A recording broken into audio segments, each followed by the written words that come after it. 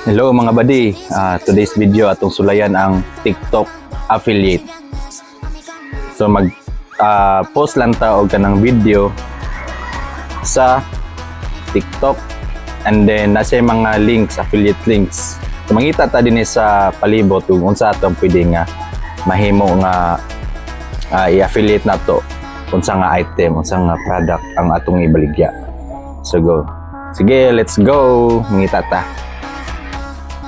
Mo niya to nakita nga CCTV. Mo niya to ang i-upload sa TikTok. So kani nga CCTV magsunod-sunod siya asa ang tao. Okay. Hi.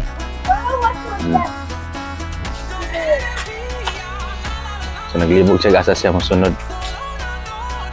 Mo niya to ang i-upload ha. Sige. So mana ni say guys ang ako ang video nga gibuhat. Ito nga pala yung CCTV namin dito na palaging sunod ng sunod.